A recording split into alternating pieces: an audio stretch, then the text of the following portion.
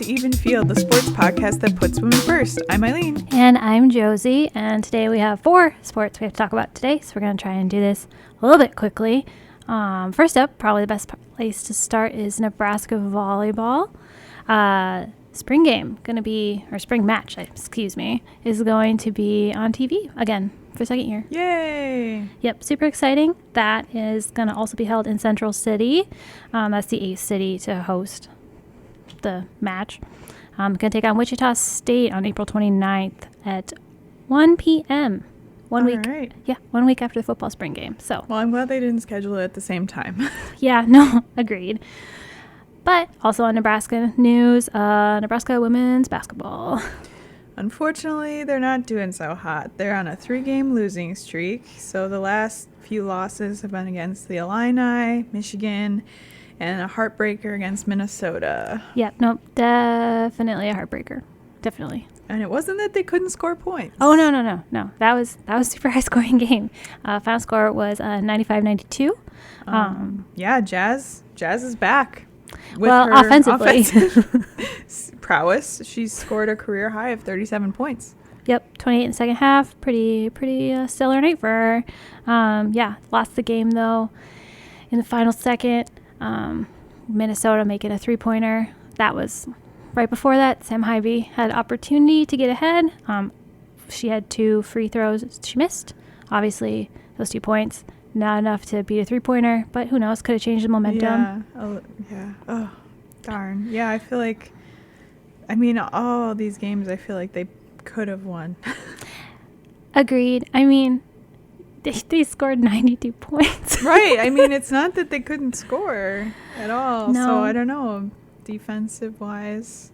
You said Markowski's back. For more time. She's playing longer. Played 30 minutes. Had 14 rebounds, which I think took a little bit of the defensive needed from Jazz Shelley, which obviously translated to a whole bunch of points. Right.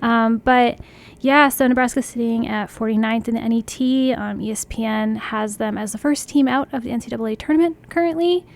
They could really use some wins. So unfortunately, the very next game they have to play is against Iowa, who's currently number 7. Ouch. But yeah, it's kind of like, this is their playoffs. They need to win all these games. Yeah, no, definitely not the time to take the foot off the gas pedal. They played Iowa really well the first time. Yeah, so it's definitely possible. They only lost by 4 points. So it's not like it's out of the question. Yeah, especially since in Lincoln, they'll have their home crowd. It's nearing a sellout. Amy Williams emotional about that. They've sold, as of this morning, 12,200 tickets out of a 15,000 That's so stadium. exciting. Yeah, that's awesome. Yeah, so it should be a really big crowd. Obviously, Iowa's number 7, and they have Caitlin Clark. Right. But we have all the Nebraska players. Yeah, we have all the Nebraska players. It should be a good time in general. That is tomorrow night. Yeah, and who knows, maybe it being against such a big team where a lot of people don't expect them to win. Maybe it's something that'll, kind of be their moment, where they step it up and they're like, you know what, we believe that we can beat this team. So if Jazz Shelley fires off another 37 points. That would be ideal. But then also Creighton took on UConn, number 6 team in the nation. A heartbreaker. Also. Yes. Another heartbreaker, but not as sad, because earlier in the season, as we know, Creighton didn't do so hot against UConn. And this time, they only lost them by 2 points. And UConn is very good, so. Yeah. They were in it the whole time. Were ahead some of it. UConn would go on runs. It was a great game. Heartbreaker because they had a chance to tie it. Lauren Jensen had 2 free throws. Missed them both.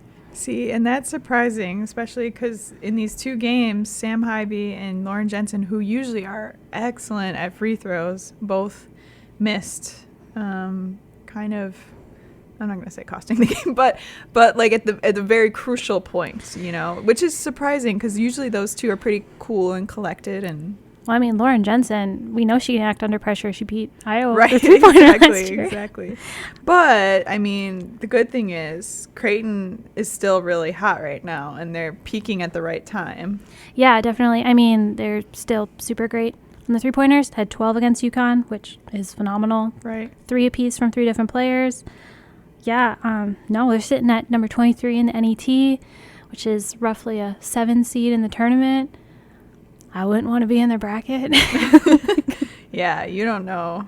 Creighton's a tough team. That would be a tough team to face. So, yeah, I think they're definitely trending up. So, Yep, trending up. They got Georgetown next, who they should beat. It's their pink out game. Should be a good time. yeah, let's keep rolling. Go Creighton. Yeah. And also, softball season has started. Yay. Nebraska is currently at the Clearwater Invitational, but they opened at Houston. They win, I believe, 4-1 there. Yep, 4-1. Only loss was to South Dakota State.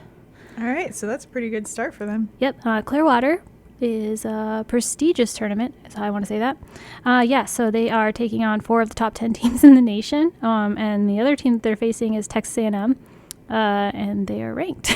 Or not ranked, they're receiving votes in the rankings. So, yeah, they have number 5, Oklahoma State, number 2, UCLA, number 8, Virginia Tech, who they are currently playing, and number 4, Arkansas. First day was not so hot for them. They lost 10-0, 8-0 to Oklahoma State and UCLA, respectively. Those were both mercy rolls. Uh-oh. But last I checked, they were only down by 1 to Virginia Tech. All right. It was 5-4. So We'll see how that who shakes knows? out. And also, starting the season with these a tough schedule is good, as we can see by Creighton women's basketball schedule. Yeah. You peak at the right time, so who knows? Maybe this will work out for Nebraska softball. Yeah, they got a good opportunity tomorrow when they take on Texas A&M, and then they follow it up with Arkansas on Sunday. So, I mean, it's tough, but iron sharpens iron. There you go. Courtney Wallace was Big Ten Pitcher of the Week this past week. So, yeah, they've got a good team, so should be a good time. Creighton has a new coach. All right. Also worth mentioning, they were at the DePaul Dome tournament where they went 2-2. Beat Troy Mercy and St. Thomas on the first day, and then lost to Eastern Kentucky and St. Thomas on the second. They were shut out by Akron earlier today at the Texan Invitational, excuse me. So, have to see how that's going. Yeah. Well, I mean, not too bad for a start. Not too bad for a start. Who else? But who had a really, really good start was actually Omaha. They went 5-0 in their first tournament. They were at the Northern Iowa Dome tournament. Not to be confused with the DePaul Dome tournament. So many dome tournaments. So many dome tournaments. But beat Iowa State and Drake twice and Northern Iowa twice. So 5-0. That's a great start. Yep. They do have a loss on the board. They are currently at the Texas Classic. They lost to Incarnate Word. They are going to take on number 9 Texas later today. So have to see how that goes. But where will you be tonight? So tonight I will be at the wrestling semifinals. I photographed the wrestlers yesterday, and actually I got to see, if you listen to our previous episode about the Grand Island wrestlers, girls wrestling team, I actually got to see a few of them wrestle in their quarterfinals. So Anaya Roberts, who you heard from in the podcast, I got to see her win her quarterfinal match. That was exciting. And then Allie Edwards in the 190-pound match, she was behind. And in the third period with about 20 seconds left, she actually pinned her opponent to win, which was really exciting. Yeah. Did the crowd go wild? I mean, her coach went wild. Yeah, her coach. I'm sure her team went wild. I didn't know where they were at, but it was really exciting to see. I love when that happens, when, someone's behind and the only way they can win is a pin. So that was pretty exciting. So I believe they have three girls going to semis today. So I'm looking forward to photographing them today. There's and then quite the matchup, isn't there? Yes. And there's also a semifinal. The 135-pound match is actually between 2 best friends, Omaha West Side Zoe Barber, and then Papillion La Vista Adeline Grazier. They have to face each other, and they're very good friends, but only one person can win the match. So yeah, that one's got to be tough. That would be really tough for me. But they both said where they're going to remain friends after, no matter who wins. I would hope so. I hope so. I mean, it's tough though. It's for sure tough.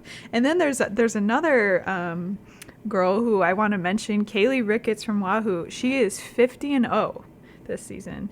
She is the first girl with 50 wins in a season. That's a lot of. Well, congratulations! Yeah, congrats to Kaylee, and she's up for in a semifinal tonight. So looking forward to photographing that, and then I'll be photographing the finals on Saturday. So that's exciting. Both of those have sold out crowds at CHI Health Center.